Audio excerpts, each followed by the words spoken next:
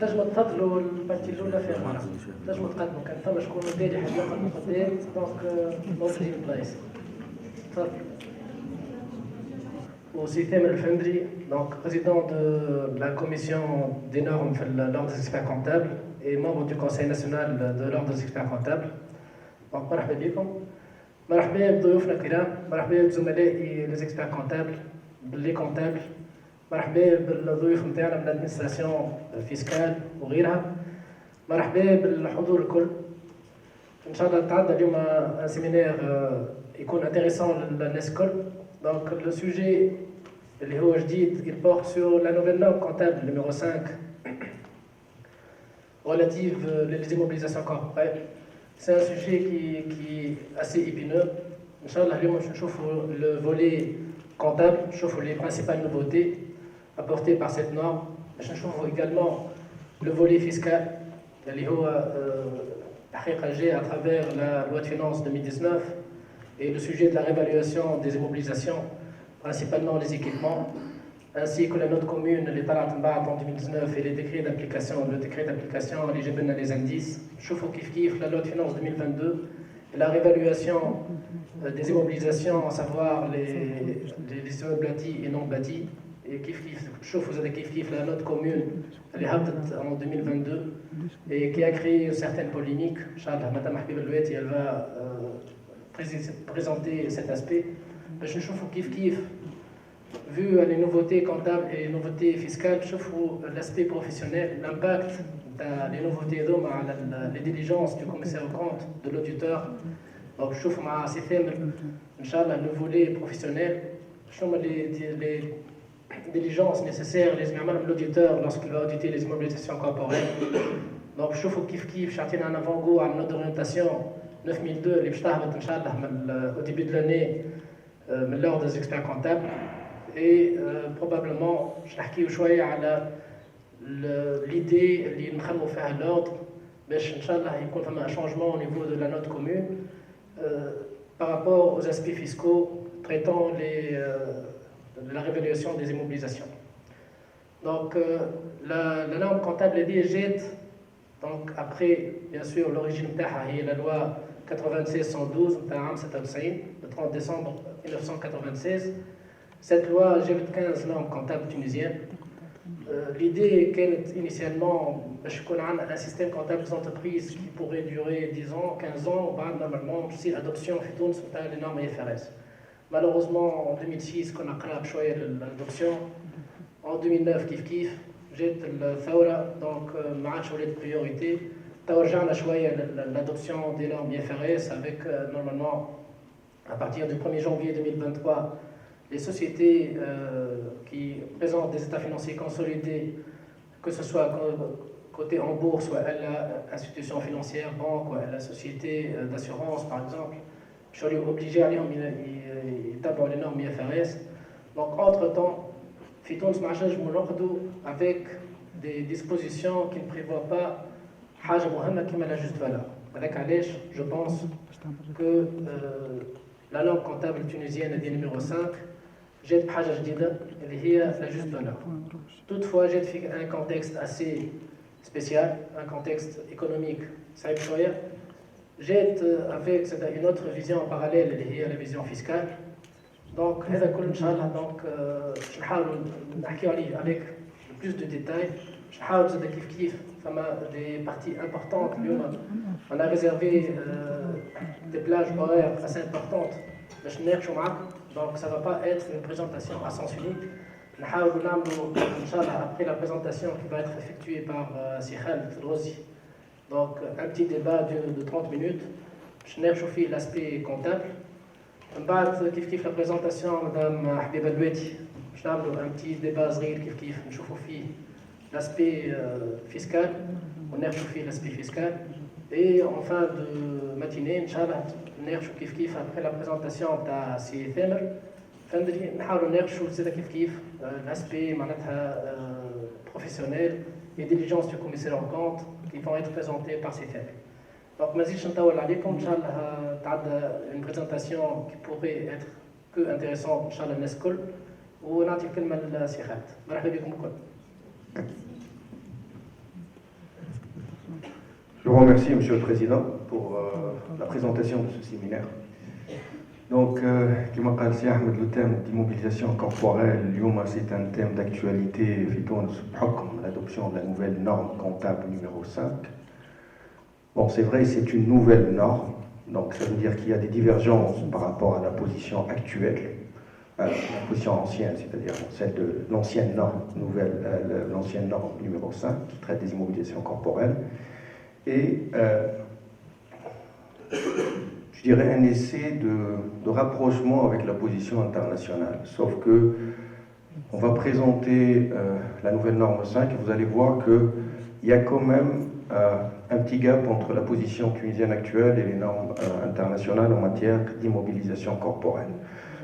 Donc, pour cela, je vais commencer par la présentation de la norme, de la nouvelle norme comptable 5. Alors, les nouveautés et les enjeux de la nouvelle norme comptable 5. Alors, je vais introduire premièrement le contexte dans lequel cette norme a été adoptée. Je vais commencer par le cadre normatif international à l'ECH. Le contexte, on va dire, d'adoption de la nouvelle norme comptable 5, toutefois le contexte annoncé, c'est la convergence par rapport à la position internationale. Sauf que je vais présenter la position internationale actuelle et vous allez voir que la position comptable internationale actuelle, elle est beaucoup plus large et beaucoup plus, on va dire, exhaustive que la position actuelle de la norme 5. Allez, la norme internationale, il y a une seule norme qui traite de l'équivalent des immobilisations corporelles FITONS. Donc, je vais m'étaler sur ce point parce que c'est très important. La nouvelle norme comptable 5, elle a fait référence aux dispositions en matière d'impôt sur le résultat, sans pour autant avoir une norme tunisienne qui traite de l'impôt sur le résultat. Donc, normalement, si on avait adopté une nouvelle norme comptable 5, on devrait avoir aussi décrété une norme qui traite de l'impôt sur le résultat. Chose qui n'est pas faite. Et il y a la juste valeur. Vous allez voir que l'apport principal, ce que vous avez un peu dans la tête avant de venir dans ce séminaire, c'est que vous annoncez la nouveauté principale, c'est la réévaluation. C'est l'évaluation à la juste valeur. Mais évaluer à la juste valeur, le grand point d'interrogation, c'est la juste valeur.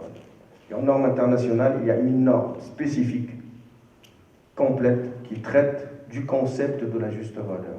C'est-à-dire une sorte de guideline, de guide, d'instruction, dans chaque cas particulier, dans chaque spécificité, comment on détermine la juste valeur.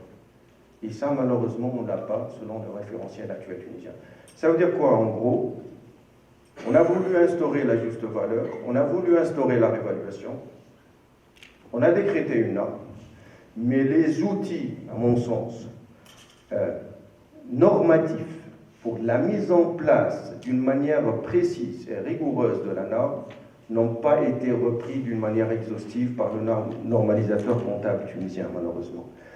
Donc c'est pour cette raison que vous allez voir, on va étudier, on va revoir d'une manière assez brève les principales nouveautés de la norme comptable 5, c'est-à-dire qu'on reste un peu à notre fin par rapport à l'adoption du dispositif comptable international en matière de traitement des immobilisations corporelles.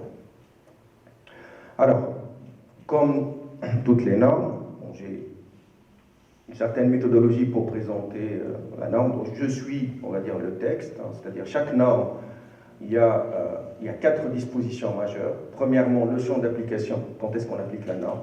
Deuxièmement, pour les normes qui traitent l'actif, les règles de prise en compte, les règles d'évaluation à la date d'arrêté, les règles éventuelles de décomptabilisation et les informations à fournir. Bon, je ne vais pas rentrer trop dans le détail, mais je vais essayer d'être le plus bref possible pour laisser le temps à vos réactions, à vos questions par rapport à ce que je vais présenter. Alors, donc les immobilisations corporelles, on a gardé la même définition, c'est-à-dire que ce sont des actifs qui sont acquis ou contrôlés par l'entreprise d'une manière durable à des fins d'utilisation, c'est-à-dire pour des fins administratives, pour des fins d'exploitation, pour des fins de production, etc. Et dont la durée d'utilisation, c'est une durée à long terme, c'est-à-dire qui excède une année, sauf ceux sujets à épuisement. Donc les exclusions, il y a toujours les éléments incorporels, il y a les éléments acquis par voie de regroupement. Bon, l'incorporel, il y a une norme qui traite l'incorporel, le regroupement d'entreprise sont tous les actifs qui sont acquis par voie principalement de fusion, non pas une acquisition séparée. Donc, alors, ce qui est nouveau, c'est que on a instauré ce qu'on appelle la provision pour frais de démantèlement en argent. Et ce qui est aussi nouveau, c'est que les dispositions de la norme 5 s'appliquent aussi pour les immobilisations qui sont exploitées sous forme de contrat de location. C'est-à-dire, même si vous avez un bien qui est exploité sous forme de location, et je dis bien location-financement, parce que chez le preneur, on comptabilise un actif, donc l'immobilisation en tant qu'un actif, lorsqu'il s'agit d'un contrat de location-financement, non pas un contrat de location simple. Donc, c'est-à-dire que si j'ai l'actif si je le bien dans mon actif, je dois obligatoirement, quelle que soit la forme d'exploitation, appliquer la nouvelle norme comptable 5. Alors, quand est-ce qu'on applique cette norme? Normalement, c'est à partir de 2021. Je sais que personne n'a appliqué, quasiment personne n'a appliqué cette norme à partir de 2021. Pourtant, c'est clair dans les dispositions de l'article 109, 110 et de l'article 1 et 2, c'est qu'elle s'applique à partir de 2021. Et elle s'applique d'une manière rétrospective pour certaines dispositions, notamment le traitement des frais de démantèlement en argent et les règles de dépréciation. C'est-à-dire que vous allez voir qu'en matière de dépréciation, c'est-à-dire si j'applique le modèle du coût, c'est-à-dire j'applique pas ce que vous appelez ou ce qu'on appelle la juste valeur ou la réévaluation, on doit appliquer les méthodes des unités génératrices de trésorerie en matière de dépréciation, d'immobilisation corporelle. Et la communication d'informations. Je donne les informations, puisque tu as deux modèles dans l'argent, un modèle de coût et un modèle de réévaluation. حتى كان تقعد في الموديل دو كو النورم تقول لك اذا عندك ان اكتيف اذا جوست فالور نتاعو بعيده برشا يعني فما ديفيرونس كبيره بين جوست فالور والفالور عندك بالكو هيستوريك vous devez informer l'investisseur وتعطيه la juste valeur. C'est-à-dire si j'applique à la lettre la norme, normalement toutes les sociétés, les entreprises tunisiennes qui jugent qu'il y a un gap كبير بين juste valeur et coût historique doivent fournir une information à juste valeur de leur patrimoine aux investisseurs à partir de 2021, chose qui n'a pas été faite. Bon, chose qui n'a pas été faite parce que la norme parce qu'il y a des sociétés qui ont déjà publié leurs états financiers, etc. Et ceci étant, à partir de 2022, si on applique les dispositions de la nouvelle norme comptable 5, on est obligé de déterminer la juste valeur, même si la valeur si on reste dans le modèle de coût. Bon, bien sûr, si on juge que la juste valeur est différente, il y a un gap important entre la juste valeur et le coût net d'amortissement. Si on opte pour le modèle de réévaluation, l'adoption elle est prospective. Il a dit une société à partir de 2021 ou 2022, vous allez opter pour la réévaluation. L'adoption elle est prospective. Donc les années antérieures, vous avez la valeur de l'actif de juste valeur. Telle ou la valeur comptable, تعمل réévaluation, quand tu fais réévaluation, à la base vous allez continuer à appliquer vos amortissements et les règles de réévaluation qu'on va voir d'une manière prospective. Les capitaux propres. Alors, les nouveautés brièvement. Alors, c'est un essai, c'est une tentative pour s'aligner à l'IAS 16, mais le mouche qui m'a dit le dispositif international, deuxième stade à l'IAS 16 donc حبينا نقربوا l'IAS 16 et l'IFRIC 1. Bon, l'IFRIC 1 c'est une norme d'interprétation. Comme tu sais, les normes internationales forment les normes et les normes d'interprétation. Les normes sont les IFRS, la version جديدة بعد les IAS qui parlent des IFRS, et les normes d'interprétation sont les IFRIC في place les SIC. Les fric sont des normes d'interprétation, c'est-à-dire des normes qui traitent d'une problématique très particulière. Donc il y a une question très précise à laquelle ces normes répondent. Alors, la nouveauté, c'est que la valeur d'entrée, désormais, c'est-à-dire une immobilisation corporelle, à part le prix d'acquisition ou les frais directs liés et nécessaires à la mise en état d'exploitation, je dis une troisième composante, les frais de démantèlement et de remise en état. Le cas échéant, c'est-à-dire il y a les frais موجودين. Donc, هذا بالنسبة للvaleur d'entrée. Deuxième nouveauté, les règles d'évaluation, c'est-à-dire l'évaluation à la date de clôture. Il y a un nouveau modèle, c'est-à-dire que le modèle de coût, c'est le modèle de coût, le modèle de la réévaluation. Et on a le passif, on a le frais de démantèlement, on a avec des exemples concrets.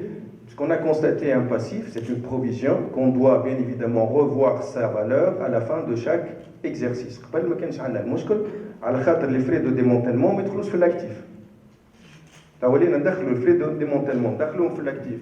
On a un passif, il y a provision. La provision est à la date de chaque arrêté, c'est une valeur. Donc, norme qui traite du suivi de cette valeur, c'est les fric 1. Et bien évidemment, les informations à fournir. Et l'amortissement et les informations à fournir. Pour les amortissements, nouveauté, c'est que قبل كان فما débat كان تتفكروا وقت اللي نبدل في الميثode d'amortissement. Est-ce que c'est un changement de méthode ou un changement d'estimation? Est-ce que le traitement rétrospectif ou le prospectif? Le débat il est tranché par la nouvelle norme comptable 5, tabre norme internationale, c'est-à-dire changement de méthode d'amortissement, qui me changement de la durée d'amortissement, il est traité d'une manière prospective. Donc le traitement rétrospectif ne se pose plus. Non. Ben, bon. On va dire la réflexion qui menait, on n'était pas unanime, les professionnels, on n'était pas unanime, je connais un changement de méthode, je connais un changement d'estimation. Et les informations liées au modèle d'évaluation. Il y a une possibilité des entreprises. Il y a deux modèles. L'enjeu, il est important. Une société qui finance les actifs, qui a un modèle de coût, ou l'autre qui a un modèle de juste valeur ou de réévaluation. Donc, il faut assurer une certaine comparabilité. Donc, pour assurer cette comparabilité, il y a toute une panoplie d'informations à fournir qui garantissent à l'investisseur de comparer deux sociétés dans le même secteur d'activité et que chacune applique un modèle différent de l'autre. Donc, l'ANF a des informations complémentaires et des natures les investisseurs. Alors, donc, on passe aux règles de prise en compte. L'humour, c'est une immobilisation, c'est-à-dire d'une manière séparée, par voie de regroupement, par voie d'échange, etc. Quelles sont les nouveautés? Alors, les nouveautés, c'est que principalement, c'est la prise en compte de ce qu'on appelle les frais de démantèlement. Ça veut dire qu'on a gardé les mêmes dispositions l'octon, à l'IROM.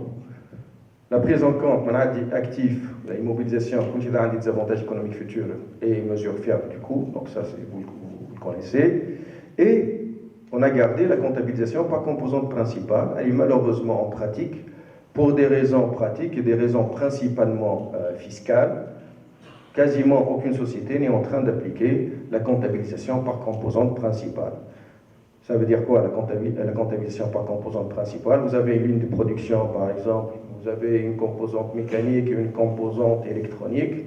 Généralement, les deux composantes n'ont pas la même durée de vie. Vous vous rappelez tous de l'exemple, le cours, l'avion et les sièges de l'avion, le four ou le revêtement du four, l'avion يقعد 15 عام ولا sièges يقعدوا 5 سنين. Normalement, siège يدخل وحدهم والavion يدخل وحده. Bon, personne n'est en train de l'appliquer pour la simple et unique raison. Sur le plan, il y a l'enjeu, c'est l'amortissement. L'amortissement, on doit suivre bien évidemment le décret de 2008. Donc, on est en train de comptabiliser que ce soit les équipements, que ce soit le matériel de transport, etc. En tant l'actif en une seule rubrique. D'ailleurs, en soi, il y a aussi un impact très important à l'état financier. Donc, personne n'est en train de l'appliquer malheureusement, et même les auditeurs, les commissaires aux comptes, dont on fait partie, on dit que les États reflètent, on va dire, le respect aux normes et au cadre normatif tunisien, comptable tunisien, ce qui n'est pas vrai. Hein. Je prends cet exemple déjà, avec cet exemple, ce qu'on dit malheureusement n'est pas souvent vrai. Bon, ça, il y a d'autres considérations, je ne vais pas revenir là-dessus. Donc, et aussi les immobilisations de soutien. Les immobilisations de soutien sont les immobilisations qui sont nécessaires à l'activité des immobilisations principales. Hein. Donc, ce sont des immobilisations qui ne génèrent pas des flux d'une manière directe. Par exemple, un aménagement ou une installation préalable. L'aménagement ou l'installation ne génère pas des avantages économiques futurs d'une manière directe, mais elle est nécessaire pour que l'équipement génère des avantages économiques. L'année, bien sûr, c'est comptabilisé en tant qu'actif. Donc, ce sont des dispositions vraiment si je doute. Chaque nouvelle norme, c'est une reprise des dispositions lourdes.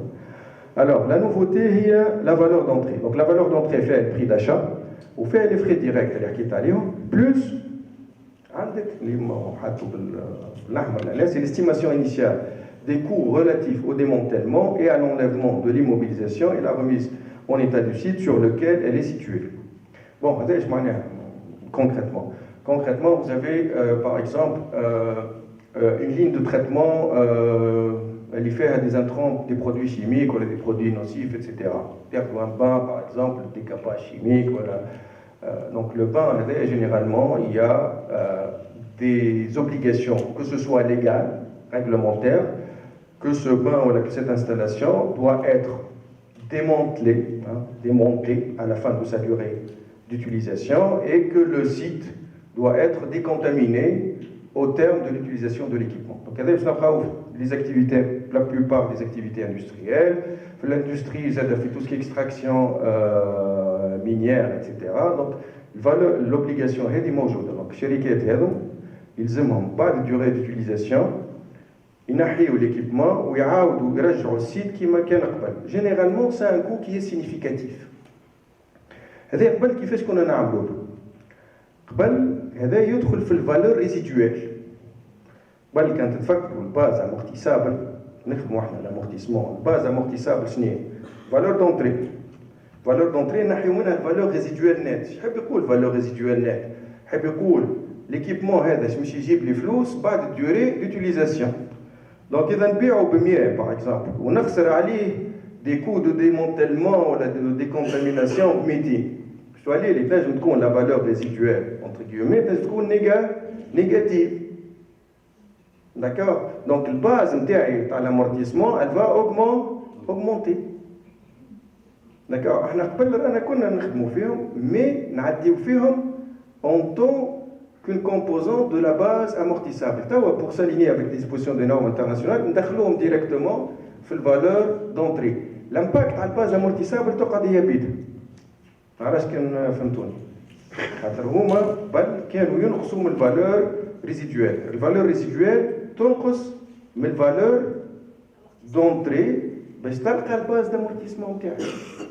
توا ندخلوهم ديريكتومون في الفالور دونتري. دونك لامباكت على الامورتيسمون هو بيدو. بقينا اليوم pour pouvoir constater l'actif لازم obligatoirement les frais de démantèlement هذم يدخلوا. Donc ça dépend de l'industrie, ça dépend de l'activité. Il faut juger فما obligation ولا ما فماش obligation. ولا هنا كلمة obligation مش كان بالقانون لازم تكون un engagement moral، لازم تكون un engagement implicite. إذا نعرف روحي بعد durée d'utilisation l'équipement اللي عندي باش نحيه باش عندي remise en état والكو هذا significatif je dois l'estimer. باش هي المشكل في الاستيماسيون من غير ما نطول عليكم برشا. L'estimation par les frais, c'est que ce sont des frais qui ne sont pas engagés à la date d'acquisition. Donc l'estimation fait deux variables à faire. Donc l'estimation fait les deux variables, c'est que donc on doit avoir un jugement, c'est-à-dire un jugement de la direction ou les transactions similaires. Voilà, il faut avoir recourir à des experts indépendants. Il faut que je tienne compte de l'inflation spécifique ou la générale. Et il faut que je tienne compte de l'actualisation. Donc là, il faut faire attention. Les frais de démantèlement. On va faire un exemple. Vous allez l'engager par 5 سنين. Vous l'estimez اليوم الدوفي نتاعك 100 مليون بعد 5 سنين قداش باش يولي؟ ou le montant vous devez l'actualiser. Bien sûr, le taux de l'inflation, je suis le taux de l'actualisation. La norme, elle a spécifié, elle a repris les dispositions des normes internationales et elle a spécifié qu'est-ce qu'on signifie par taux d'inflation et le taux d'actualisation. Alors, donc le taux d'actualisation, c'est le taux reflétant la valeur tant de l'argent. Vous allez passer l'écriture au sein d'une entreprise. Le taux d'actualisation d'une entreprise diffère d'une autre entreprise. Le rendement minimum exigé par les investisseurs. Bon, la méthode MEDAF, c'est-à-dire le taux sans risque plus le bêta et le différentiel entre le rendement du marché et le rendement spécifique. Donc il y a plusieurs méthodes qui sont citées par les normes internationales pour déterminer le taux d'actualisation. Pour faire simple, il faut se poser la question de le taux marginal. شنو هو التو مارجينال؟ معناها اليوم اني كشركه كي نمشي للبنك باش نتسلف فلوس قداش تكلفوني؟ C'est ce qu'on appelle le taux marginal d'endettement. Le taux marginal d'endettement, نجم نستعمله pour actualiser. اليوم par exemple, généralement le taux d'actualisation في تونس ما نجمش يكون اقل من 10-11%. Donc c'est à peu près le taux marginal d'endettement اللي موجود عندنا. Donc le taux d'inflation bien sûr en fonction des indices et des années. Donc, les conséquences, bon, d'ordre fiscal, je ne vais pas m'étaler, je vais bien sûr laisser la partie fiscale à Madame Habiba. Alors, les conséquences fiscales, démantèlement, je pose des questions. Alors, je vais majorer un actif, je vais constater un passif. Les passifs, sur le plan fiscal, n'est pas, on va dire entre guillemets, justifié. Alors, personnellement, j'ai peur de la réaction de l'administration fiscale par rapport à cette majoration d'actifs. Donc là, il faut avoir une autre commune qui spécifie que cette majoration d'actifs, par exemple, ne serait pas imposable. Donc là, il faut une autre certitude, il y a une valeur d'entrée, la base de l'amortissement, il des dotations aux amortissements excédentaires, est-ce qu'elle est déductible fiscalement? Pour l'instant, donc elle n'est pas déductible. Donc, le provision pour frais de démantèlement, je vais vous présenter un petit exemple, un petit exercice. Les frais de démantèlement, provision, je me dis de donc, provision, contrepartie charge. Charge est-ce qu'elle est déductible fiscalement? Pour le moment, non. Voilà. Donc, par rapport aux IAS et IFRS, on va voir bien évidemment les divergences. C'est-à-dire que l'IOMA, on est contraint d'appliquer les dispositions de l'IAS 12 dans une norme similaire, et on va constater éventuellement l'impôt différé. Alors, on va faire un petit exemple à la frais de démantèlement. Les frais de démantèlement, quel que soit le modèle d'évaluation, les règles de prise en compte, on va faire un petit exercice. On suppose qu'on est une compagnie pétrolière, par exemple. On a un engagement, un site, on va dire, d'extraction, on a un engagement de démantèlement de la plateforme au terme d'une période de 10 ans. Le site est monté au cours de l'exercice N pour un coût global de 1 million de dinars. Donc, ces dépenses de démantèlement seront décaissées au terme de la durée d'exploitation. Bon, on suppose que la société opte pour le modèle de réévaluation. On va attendre la suite de l'exemple. Mais à l'esprit du modèle de réévaluation, nous jette le paragraphe 41. Quand il est le modèle de réévaluation, vous devez appliquer les dispositions relatives à l'impôt sur le résultat. Je m'en l'impôt différé. L'impôt différé. Qui fait les frais de démantèlement.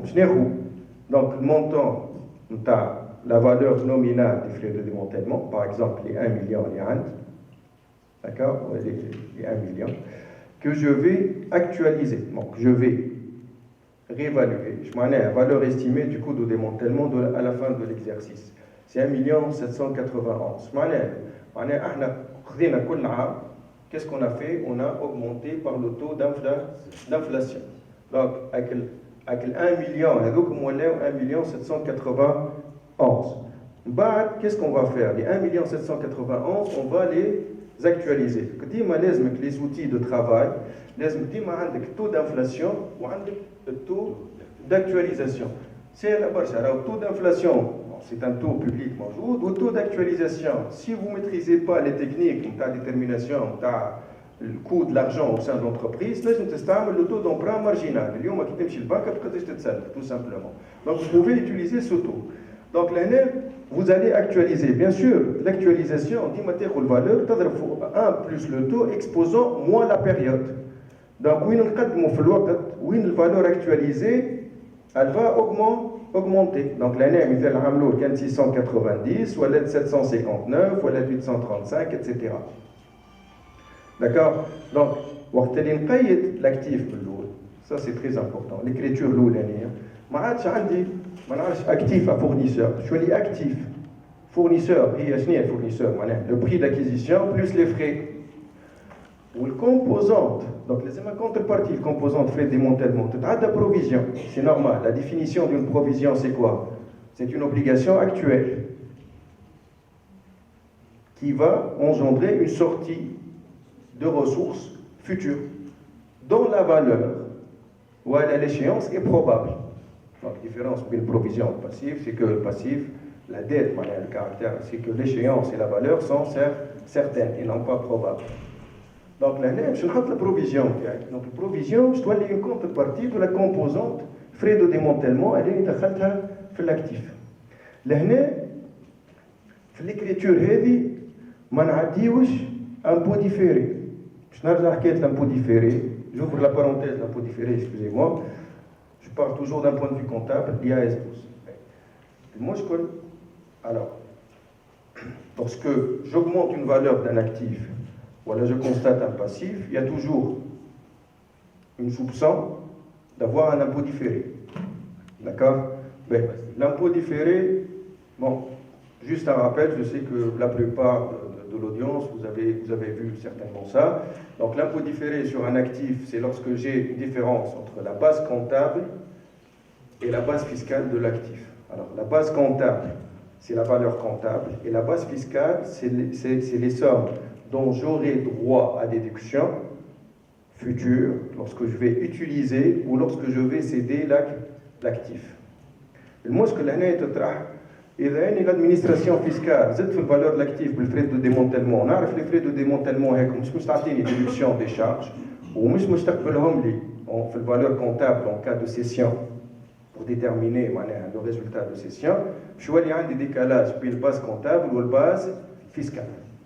بالنسبة للpassif, bon هذا اللي عندكم l'impôt différé, c'est-à-dire qu'il y a une différence temporelle entre la base comptable et la base fiscale et que cette différence temporelle est déductible. Bon, بالنسبة l'élément passif, généralement les provisions, moi je que la plupart des provisions plutôt ne sont pas déductibles.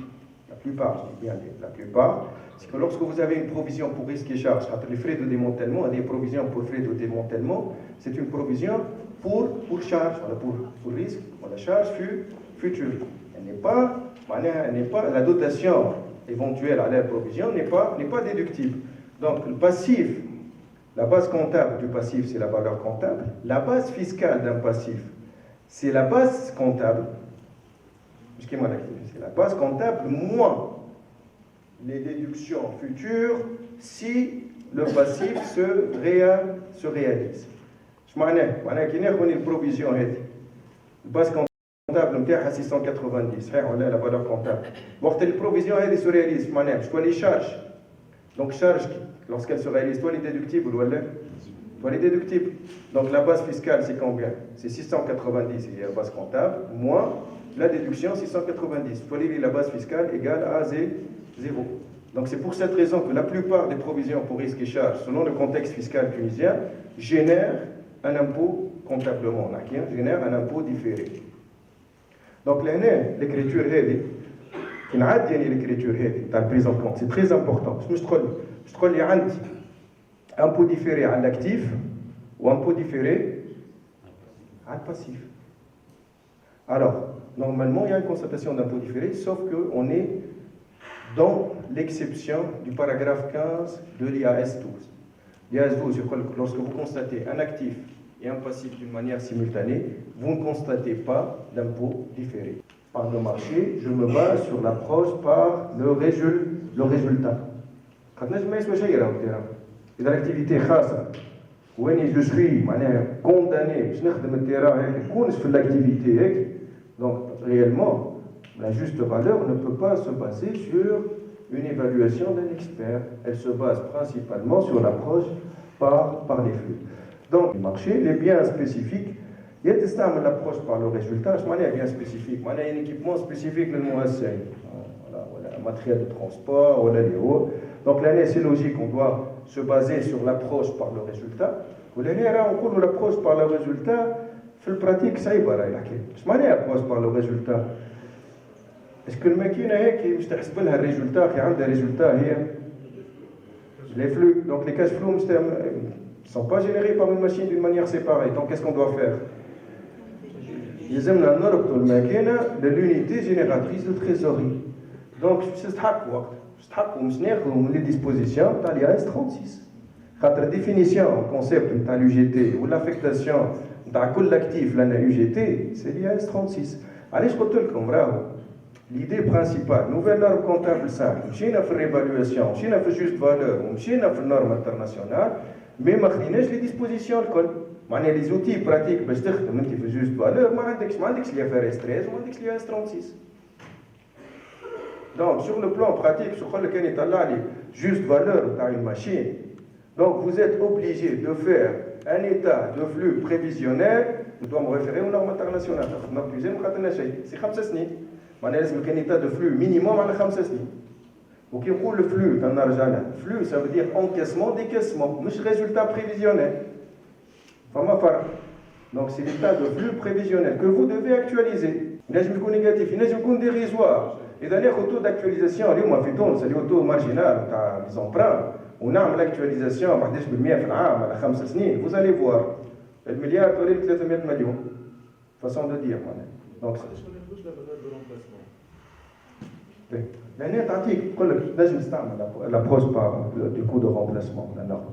لازم تقول لك le coût de remplacement. Mais là où la juste valeur عندها définition. En fait, la juste valeur comme définition هذه موجودة في النورم internationale. C'est la valeur avec laquelle deux parties dûment consentantes et informées des conditions du marché accepteraient d'échanger le bien. Le bien qui est bien spécifique. ما عندوش marché وما عندوش بيع. Donc le seul moyen de tirer des flux منه هي باش تخدم فيه في وسط الشركة. Donc, norme internationale, vous utilisez la méthode la plus appropriée. La plus appropriée, un bien spécifique, généralement, c'est la prise de flux. Quand il n'y a pas un marché, il n'y a pas des transactions similaires. Les coûts de remplacement, il y a un fournisseur. Là, je me un fournisseur. Où ils ont tout l'activité. Les biens spécifiques, ce n'est pas toujours le cas. Voilà. Donc l'année, d'un point de vue pratique, on stressine, l'IAS 36, on a convenablement les dispositions de la nouvelle norme comptable 5, les normes comptables 5, l'IAS 36, l'IFRS 13, l'IAS 12, minimum. L'IFRS 5, ça marche, on a un champ d'application. Par exemple, les actifs destinés à être vendus ne sont pas traités par la norme 5, l'IFRS 5. Comment on comptabilise l'écart? Je m'en ai l'écart. Lorsqu'il y a une différence entre la valeur comptable et la juste valeur. Alors, si j'ai un écart positif, l'écart positif est que لازم يتحط في compte de capitaux propres اسمه écart de réévaluation. إذا عندي écart négatif لازم يتحط في الريزولتا. هذا البرانسيب. L'exception elle est logique. إذا يعني عندي أكتيف وبديت الريفالواسيون نتاعو من عمناو وعندي عليه موان فاليو وسنا عندي بلو فاليو دونك فما بارتي ماك بلو فاليو هيك سي كوا سي لا ريبريز تاع الموان فاليو الخديمه دونك هيك تتحط في الريزولتا والعكس ريزونمون العكس إذا عمناو عندي بلو فاليو وين حطيت في ليكار دو ريفالواسيون سنا ولات عندي موان فاليو دونك قبل ما نحط في الريزولتا لازمني نقص من ليكار دو réévaluation. Donc, vous avez ce principe. Donc l'écart de réévaluation, résultat. Donc l'écart de réévaluation doit être comptabilisé compte tenu de l'impôt sur le résultat. Et c'est un modèle de réévaluation qui marque on doit appliquer l'IAS 12. Quand tu fais. l'écart de réévaluation peut être, ton argent de disposition fiscale, peut être périodiquement extourné en résultat reporté à concurrence de l'amortissement lié à l'écart déjà constaté. هذا خاطر شي يجي يقول لك كان اليوم باش نعمل ريفالواسيون حاجه مثال شريت كونستركسيون 100 مليون تو قيمتها مليار اذا باش نخدمها هني بمليار شو لي امورتيسمون على مليار ولا دونك لو ريزولتا نتاعي est-ce qu'il est comparable par rapport au résultat des exercices précédents لهنا le normalisateur عطاك البوسيبيليتي باش البارتي اللي كانت في ليكار دو ريفالواسيون اللي هي 900 مليون هكي تنجم تحطها اون ريزولتا reporté. Pour combler شنو؟ Pour combler avec l'excédent تاع l'amortissement à plus-value. خاطر plus-value خلقت لك amortissement excédentaire. إذا اليوم تاخذ patrimoine تاع société tunisienne عندها دي كونستركسيون شريتهم من السبعينات ولا الثمانينات ولا اللي هو. كي باش تعمل ريفالواسيون انت باش تلقى plus-value معناها كارت ريفالواسيون كبير والاكتيف باش يزيد بصفه كبيره. إذا باش تعمل amortissement على juste valeur نتاعك يزيد. Donc vous allez plomber votre résultat, c'est normal. Donc l'année, pour contrebalancer l'effet de cette plus-value à l'amortissement, normalisateur, l'amortissement excédentaire, نجم تكستورني من l'écart de réévaluation, نقصوا من l'écart de réévaluation, وتحطوا في الريزولتا reporté. علاش ريزولتا reporté؟ علاش ريزولتا reporté مش ريزولتا؟ هذا كي باش نقول لك حطوا في الريزولتا، باش تفرقوا. Vous pouvez le distribuer. لا هذاك imposable جايين حكايه imposable هذاك عندهم ثنيه ما اخسر الامبوزابل يتعدى لك بالاكتيف نت من الفرق بين عام وعام ينجم يقول لك راهو يتسبا sur l'article 11 donc il peut jusqu'à la date de réalisation de la plus-value qui est clair. ايوه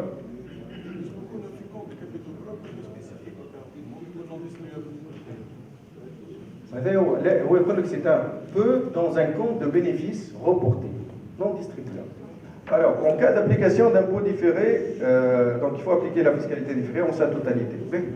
Alors, شنو المشكل في الموديل دو ريفالواسيون؟ اليوم اللي مشي يخدم بالموديل دو ريفالواسيون راهو مش يمسكونش لي زيموبيليزاسيون، فسر علاش. اللي مشي يخدم بالموديل دو ريفالواسيون فما l'article 41 de la nouvelle norme comptable 5. يقول لك qu'est-ce qu'il faut faire? Il faut appliquer les dispositions liées à l'impôt sur le résultat. Je m'en ai appliqué les dispositions liées à l'impôt sur le résultat. Oui, on a des impôts différés, vous devez le constater. N'ajams l'impôt différé, تستعملوا les immobilisations, وعندك انت ستوك نتاع provision pour risque et charge. خاطي les immobilisations, ما تخدمش بالimpôt différé. Donc on ne peut pas utiliser une norme IAS 12 à la carte. Donc اللي مشي يخدم اليوم بجوست valeur, لازم يخدم l'impôt différé كل على comptabilité كامله. معناها لي بروفيزيون يحط عليهم امبو ديفيري، اذا عنده ديزاكتيف امبو ديفيري، اذا عنده بروفيزيون على ستوك ماهيش ديدكتيبل باش يحط عليها الامبو ديفيري، اذا عنده بروفيزيون على ديبريسياسيون كليون كيف زاد ماهيش ديدكتيبل لازم يعدي الامبو ديفيري. دونك لازم ياخذ ستوك نتاعو ستوك دو ديبار entre guillemets تاع لي ديفيرونس temporelles déductibles ou différences temporelles imposables ويكونستاتي عليهم لاكتيف والباسيف دامبو ديفيري. اللي يحب يخدم بجوست فالور معناها اذا غدوه vous envisagez ce qui est intéressant اذا فما لينيمون entre disposition comptable et fiscale تنرجعوا للبعض. اللي يحب يخدم بالموديل دو ريفالواسيون راهو عنده شانتي نتاع لامبو ديفيري لازم يخدم يعاود ياخذ لي ديفيرونس ويكونستاتي لامبو ديفيري نتاعو. Donc la réalisation de l'écart se fait par la constatation d'amortissement excédentaire. Donc, la réalisation de l'écart, l'écart se réalise par l'amortissement. Donc l'amortissement avec en résultat, ça c'est un alignement avec l'IAS 16 et on a un manque de détails, de précision, à juste valeur qui on n'a pas adopté l'IFRS 13. Alors le contexte fiscal, je vais laisser la parole à Madame Habiba, mais je vais faire un petit exemple, je vais clôturer avec un exemple. Je vais essayer de respecter le temps imparti, juste donc 5 minutes, n'est-ce l'exemple là que je trouve assez intéressant. Il a n'importe quelle immobilisation corporelle, acquise pour une valeur de 500 000 dinars, total d'amortissement 300 000. Exemple concret. Je vais décider de le modèle de coût, norme comptable قديمة. في النورم comptable جديدة مش نختار d'une manière volontaire le modèle de réévaluation. سمعت كلام النورم وجبت un expert Bon, personnellement, je ne suis pas très convaincu par cette histoire d'experts. Si vous avez une activité spécifique, principalement, il n'y a pas uniquement que l'approche par le marché, il y a aussi l'approche par les flux. Donc, bon, on suppose que la juste valeur est égale à 1 million de dinars, mais ce n'est pas le cas. Donc, selon la première méthode, on doit constater l'écart. Comment on constate l'écart? La valeur comptable, c'est un قداش لهنا. Valeur comptable قداش 200 هكا ولا juste valeur قداش 1 million. Donc pour constater la plus-value قداش 800. Il y a deux méthodes. Pour les actifs amortissables, شنو الاشكال عندي brut ou amortissement. Donc فما la méthode pour constater la plus-value ولا la moins-value. فما la méthode de coefficient de réévaluation. Je m'en ai un coefficient de réévaluation. Je m'en ai juste valeur 1 million ou valeur comptable 200. Le coefficient de réévaluation, c'est la juste valeur divisée par la valeur comptable. Je m'en ai un 5. Je m'en ai le brut fois 5. On a l'amortissement fois 5, j'aurai la juste valeur. Donc, première méthode, elle consiste à faire quoi? Elle consiste à multiplier le brut fois 5 et l'amortissement fois 5. Donc, je corrige l'écart d'évaluation d'une manière systématique.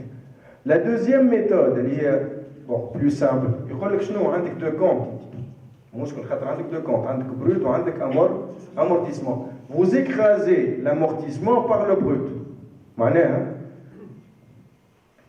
dit نحي l'amortissement من الكونستركسيون من البروت معناها باش تولي لك قداش باش تولي لك بروت ايكال على فالور نت تولي لك قد البروت قد النت ومش تاخذ البروت اللي عندك جديد اللي هو قد النت 300000 ومش تزيدوا ليكار اللي هو لي 800000 voilà. Donc il y a deux méthodes. La première méthode, c'est ce qu'on appelle la réévaluation par l'indice de réévaluation. Deuxième méthode, c'est l'écrasement d'amortissement. On écrase l'amortissement, sur la nouvelle valeur, on constate la plus-value. Ben, deuxième difficulté, l'écart, c'est le traitement de l'impôt différé. Maintenant, il faut se référer aux dispositions fiscales. Je crois qu'on a dit impôt différé ou on a dit impôt différé. Ben, première hypothèse, la plus-value est imposable au cours de l'exercice de la réévaluation. Par exemple, en fonction des textes actuels, il y a des constructions. On se tape, je dis expert, j'ai 1 milliard. Pour l'évaluation de la loi de finances, nous avons une réévaluation fiscale indiciaire. Et on tape les indices, par exemple, j'ai 300 millions. Donc je fais valeur avec une réévaluation indiciaire. Donc l'année m'a dit l'avantage. En plus, il y a l'avantage, il y a un risque d'imposition. في عام باش يقول لك لهنا عندك une augmentation de l'actif net نتاعك. Donc l'augmentation de l'actif net peut augmenter la base imposable. Les deux approches. Madame, on pratique là où j'étais. Si vous n'êtes pas d'accord, tant mieux. Donc l'hypothèse de la plus-value de réévaluation est imposable à sa réalisation. Je m'en ai à sa réalisation. La plus-value n'est pas imposable, mais lorsque l'actif sera cédé, elle sera imposable. Et les dotations aux amortissements excédentaires ne sont pas déductibles. Troisième hypothèse, c'est que la plus-value n'est pas imposable et que les amortissements sont déductibles. Dans le cas l'oulani, donc, il a un impôt exigible. Je m'en ai un impôt exigible. معناها que plus-value هيك فما partie منها que je dois la liquider, je dois l'imposer au cours de l'année. Donc je ne constate pas un impôt différé, je constate un impôt exigible. Je constate un impôt exigible.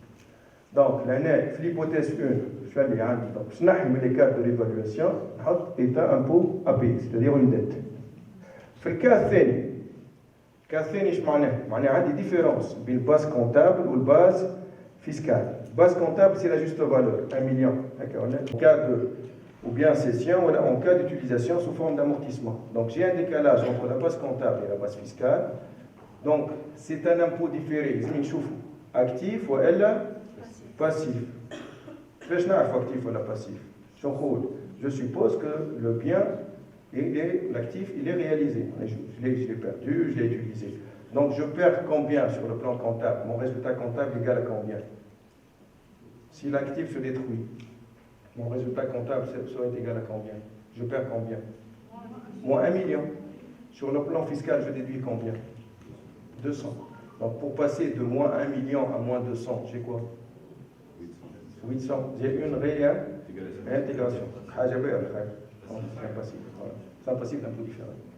Donc, dis-moi, le sens à l'impôt différé, si vous avez un passif cool, si le passif se réalise, quel serait l'impact sur le résultat comptable et sur le résultat fiscal? Et si l'actif se détruit, se réalise, donc quel est l'impact à résultat comptable et le résultat fiscal? Donc, deuxième hypothèse, on dit un passif d'impôt différé. Troisième hypothèse, c'est-à-dire si l'amortissement il est déductible fiscalement, c'est-à-dire que la plus-value qui n'est pas imposable, ou l'amortissement il est déductible. Donc la base comptable est égale à la base fiscale.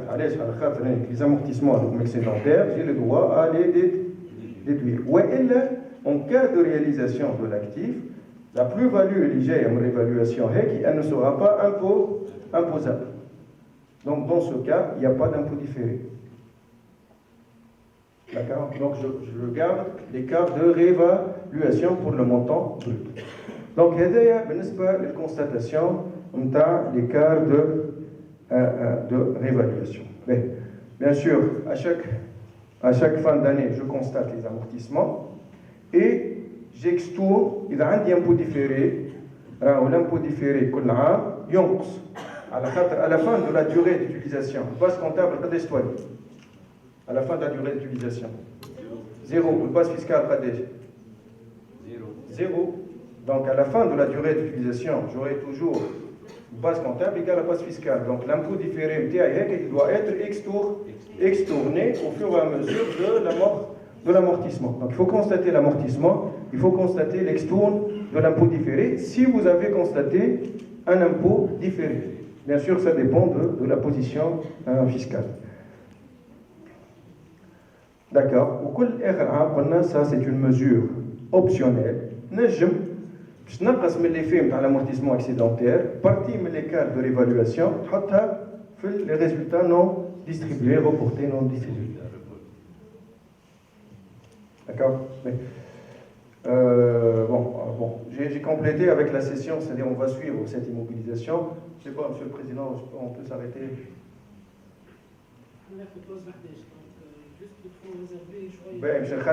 Les questions. Bon, avec le document, vous allez avoir des cas où il y a une cession. C'est-à-dire qu'on doit solder les comptes d'écart de l'évaluation et les comptes d'impôt différés et le brut et l'amortissement et constater le gain ou la perte. Bon, il y a un autre volet, vous ne pouvez pas tout voir en 1h30 malheureusement, c'est la provision pour frais de démantèlement. L'exemple, provision pour frais de l'effet avancement dans le temps. Toujours on a 1 million, on actualiser au fil. Supposons 1 million, on battle l'estimation terre. Ou 1 million 100, ou 1 million 200, ou elle a un traitement particulier qui dépend du modèle du coût et du modèle de réévaluation.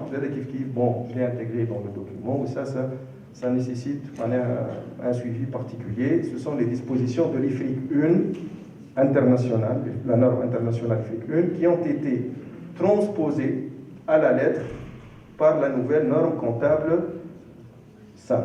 Je veux dire que la norme comptable 5 actuelle fait 104, voilà, 105 ou 106 articles. Ça fait 16 pages. Non, il m'a fait 5 ou 6 pages. C'est-à-dire qu'on a essayé de reprendre un peu, soit IMDS 36, soit IMDFRIC 1, soit IMDS 16, mais sans pour autant avoir le dispositif international complet. Bon, je préfère m'arrêter à ce stade, donc je vous laisse la parole pour réagir par rapport à tout ce qui a été dit. L'utilisation de cette norme dans les états financiers est utilisée dans toutes les entreprises. Je me réfère au passé. À l'époque, lorsque j'étais étudiant, la juste valeur, ça a été donné comme étant une question de révision comptable. Je me retrouve aujourd'hui avec cette même notion et la Tunisie n'a pas encore tranché ce terme, cette valeur. Alors comment évaluer cette juste valeur avec la nouvelle norme? D'autant plus le système comptable des entreprises n'a pas, depuis la promulgation de cette loi, n'a pas expliqué comme genre IFRIC les termes qui se trouvent dans le système comptable des entreprises. Madame, sur le plan interprétation et application des normes, Madame a des IFRIC, des explications des normes, pour éviter ce genre d'interprétation entre les professionnels. Moi aussi, chaque professionnel adapte à sa manière. D'autant plus, le Conseil supérieur de la comptabilité ou non, le Conseil national de la comptabilité en Tunisie ou non.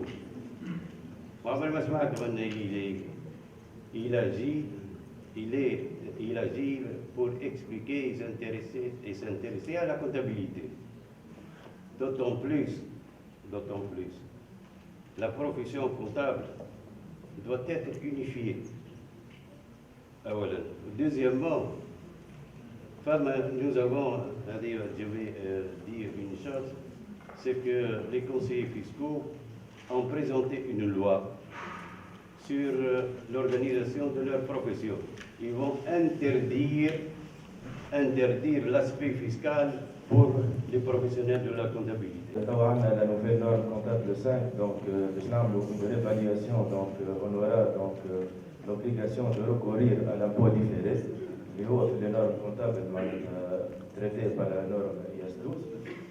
Juste l'application de l'impôt différé, ماهيش nouveauté في الريفيرونسيال tunisien. Donc juste حبيتك توضح لنا شنو هو الفرق معناتها بين توا avec la nouvelle norme comptable 5 علاش معناتها on doit معناتها appliquer l'impôt différé على tout le cas comptable وقبل خاطر عندنا la norme comptable une اللي هي la norme comptable générale elle prévoit l'application de l'impôt différé كما في الكام تاع لي سيبونسيون كل مثال élément يتعدى في les capitaux propres يتعدى en net d'impôt l'impôt donc يتعدى في الباسيف علاش قبل في الكام تاع لي سيبونسيون باش نابليكيو juste على الكام تاع سيبونسيون alors avec la norme comptable 5 la conclusion par rapport à l'application universelle مين جاي بالضبط parce que معناتها فما la méthode la permanence des méthodes ou bien donc la norme comptable 5 elle précise ça donc spécifiquement. Merci. أو احنا حتى مقبل سنون نورو 5 في الريجومون موجودة في الفالور ريسيدوير وما نجمو نحكيو عليها إلا إذا معناتها لي زافونتاج ايكونوميك فيتور sont inférieurs à la valeur comptable numérique. Si les avantages économiques futurs sont supérieurs, on adopte le cours historique ou non pas maintenant. Mais dans le contexte international, ما نجم نحكيو على الفرق ديمونتيلمون الا سي اون ادوبت لا جوست فالور. لا جوست فالور اللي هي بيان سور باش تكون اكبر من لو كو هيستوريك. Peut-être, Madame Khalifa, le cas ensemble dans le cas des entreprises qui réévaluent indéciemment. وبعد يطلبوا من الاكسبير بتاعهم يحط الفالور هذيك في الرابور بتاعه. Merci pour la présentation. Ça, la question de l'impôt différé. Dans d'autres pratiques, تقول لنا ما بين l'article 41 قال recourir pour le traitement fiscal à la norme qui traite de l'impôt sur le résultat. واللي احنا ما عندناش في تونس.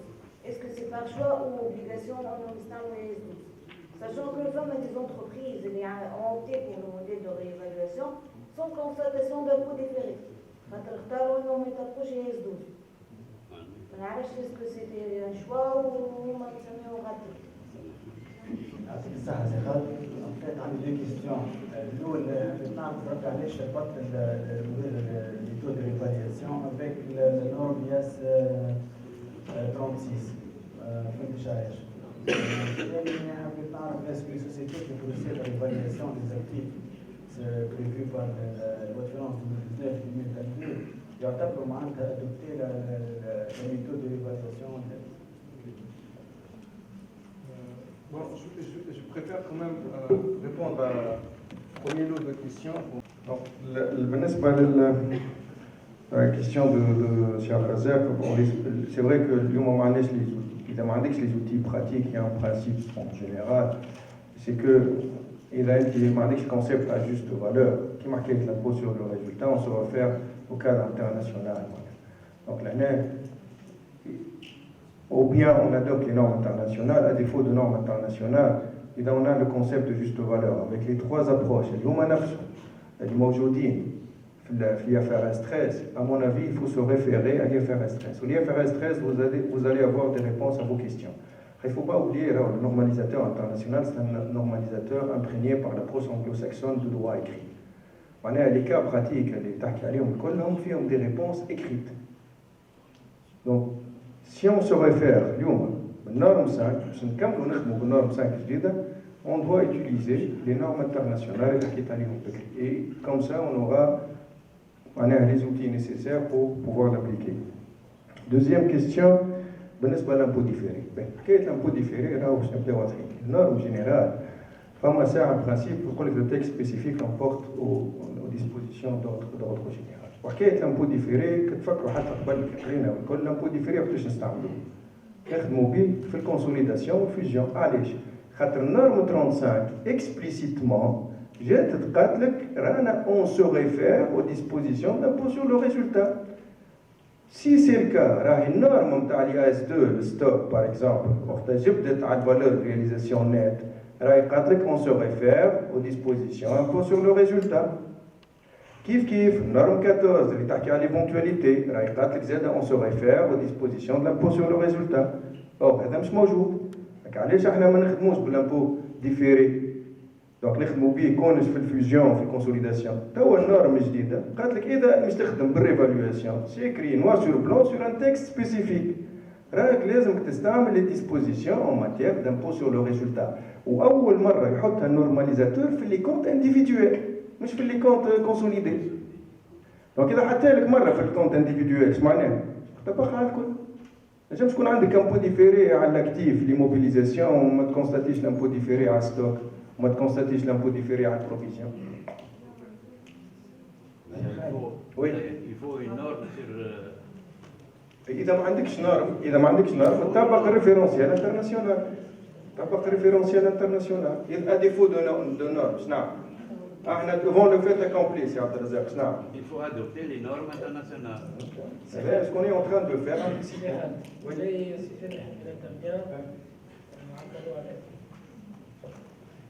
بارك الله فيك. En fait, par rapport au موضوع هذا الكلام اللي قاله سي خالد واضح. أنا حبيت ندخل توا باش pour dire à nous au niveau de la note d'orientation, du projet de la note d'orientation qui sera produit et communiqué par l'ordre des experts comptables sous peu très rapidement. Parce que comme Madame Habib a dit, il y a éventuellement un changement au niveau du texte fiscal.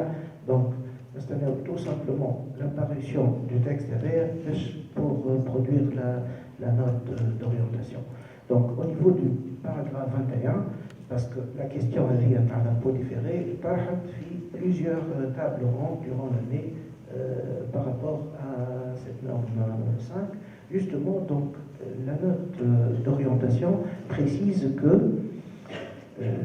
les différences temporaires générées au niveau de la rubrique immobilisation corporelle doivent être généralisées, donc le traitement doit être généralisé pour toutes les différences temporaires générées au niveau des autres rubriques de la situation financière, du bilan. Donc, cette méthode doit être énoncée au niveau des notes aux états financiers. معناتها الشركة اللي باش تستعمل l'impôt différé au niveau des différences qui vont surgir dans les immobilisations corporelles, les hommes généralisent ce traitement pour toutes les autres différence. D'accord? Ou elle, pour ceux qui ne vont pas l'appliquer, ou qui n'ont pas le moyen de l'appliquer au niveau des comptes individuels, mais appliquer rouge pour les différences temporaires générées au niveau des immobilisations corporelles. Comme ça, ils ont un destin financier harmonieux fait par avant. Voilà, donc, alors, la question suivante, les frais de démantèlement, rapidement, alors, les frais de démantèlement, quel que soit le modèle, coût à la réévaluation, c'est une disposition liée à la valeur d'entrée. Quel que soit le modèle, il y a une obligation d'intégrer les frais de démantèlement dans la valeur d'entrée. Il y a une valeur résiduelle, et il y a une valeur résiduelle, il y a implicitement un élément de passif. Bien sûr, il y a une valeur résiduelle, donc, on accale le frais de démantèlement, puisqu'on a l'impact de la valeur résiduelle, c'est un impact négatif, donc c'est un élément de passif. Mais quel que soit le modèle, les frais de démantèlement, il faut une valeur d'entrée. La réévaluation indiciaire, vous avez posé, donc ça rejoint l'IAS 12, est-ce que tu as pour l'IAS 12? La plupart des sociétés, il y a une réévaluation indiciaire, pour ne pas dire la totalité. Donc, ils sont hors nouvelle norme comptable 5. La norme comptable 5 pratique des règles d'évaluation à la juste valeur. Des indices, vous n'avez pas appliqué les dispositions comptables. Et dernière question, pourquoi j'ai lié la dépréciation par rapport à l'IFRS 13? La dépréciation à la juste valeur, pour déterminer la juste valeur, c'est l'outil les unités génératrices de trésorerie. Donc, les dispositions de l'IAS 36. Au niveau de la définition et de l'affectation des unités génératrices de trésorerie. Voilà. Sama, je حبيت نحكي على l'attitude des commissaires aux comptes par rapport à l'NCT جديدة. Juste, je vais citer un exemple. سؤال مش spécialement ليك سي خادم كافة الزملاء. Admettons une société elle a procédé à une réévaluation de son matériel industriel en 2019. D'accord? وقتها elle a procédé à une réévaluation indiciaire. Or, dans la norme, la réévaluation tire selon un rapport d'un expert. Ça, je ne vais pas l'attitude des experts comptables des commissaires comptes en 2019. Est-ce qu'il fallait émettre ou non une réserve? Il y a une réévaluation indiciaire. Mais quelle est l'attitude des commissaires aux comptes? Il y a une société, elle a procédé à une réévaluation de son matériel industriel en 2019. Entre-temps, en 2021, il y a une norme جديدة. Est-ce que les commissaires en compte, ils vont émettre une réserve, un paragraphe d'observation par rapport au fait qu'elle est norme comptable d'une manière postérieure à l'attitude de 2019? Je pense, je prévois que cette question sera adoptée d'une manière assez précise et détaillée par CFM tout à l'heure. Donc on va parler de l'attitude. Il y a la note, le projet de la note d'orientation de l'ordre. Donc, je crois qu'il va s'étaler sur cette question tout à l'heure. D'accord. Est-ce que ma question est d'ordre comptable ici ou bien fiscal, mais la réévaluation des immeubles, on a un ensemble immobilier, donc terrain plus construction, mais comptablement, tout ce qui est l'aménagement ou l'eau fluide ou l'eau je ne sais pas quoi, donc comptablement et fiscalement, est-ce que la valeur indiciaire, est-ce qu'elle s'applique comptablement juste à la compte construction ou bien à l'ensemble qui constitue les aménagements des constructions, normalement l'ensemble immobilier? D'accord. Je dirais que d'un point de vue comptable, on est tous dans le tort que j'ai cité. La comptabilisation par composante principale, c'est le vif du sujet que vous avez abordé. Déjà, on a une prise en compte l'oulanienne. Les lots, les taxes ne sont pas comptabilisés d'une manière séparée, alors que généralement, ils ont une durée d'utilisation significativement différente de la durée d'utilisation du reste de l'ensemble immobilier. Donc, donc, باش تعمل ريفالواسيون à شيء لقيته من الاول. فهمت شنو المشكل معناها؟ اذا تعمل كونتابيليزاسيون par composante principale اللي هو disposition normative comptable اللي موجوده اليوم. Donc, وقتها le problème, bien évidemment, vous devez avoir une évaluation séparée de chaque composante. Sur le plan fiscal, je ne pourrais pas vous répondre. Bon, la note, elle est claire, elle vise les immeubles, les constructions. Et là, tu te fais le fard de compte. Bon, l'aménagement, l'aménagement, c'est la construction. L'aménagement, c'est la donc, il y a bon, le concept juridique. Est-ce que c'est un immeuble ou pas un immeuble, par nature ou par destination? Pour moi, c'est un immeuble, juridiquement. Un immeuble par sa nature et par sa destination. Nous avons un aménagement, une détérioration des constructions et vice-versa. Donc ça fait partie de l'immeuble, donc ça fait partie de la réévaluation indiciaire. Mais sur le plan comptable, j'insiste sur le fait que ça doit être comptabilisé d'une manière séparée s'il a une durée d'utilisation qui est différente de l'immobilisation principale. Une difficulté, un expert qui montre au salaire, par exemple, qui fait qu'il va l'évaluer. Est-ce que c'est une construction, l'aménagement, est-ce que l'expert qui va évaluer qui fait qu'il va distinguer les éléments. D'ailleurs, il y a fiscalement, une difficulté qui fait que l'expert il va évaluer ça. Est-ce que c'est un immeuble bâti? Est-ce que c'est une construction? Est-ce que c'est une construction plus aménagement? Donc, déjà, Inch'Allah, Madame Habiba, vous avez fait une bonne transition. Si vous n'avez pas d'autres questions.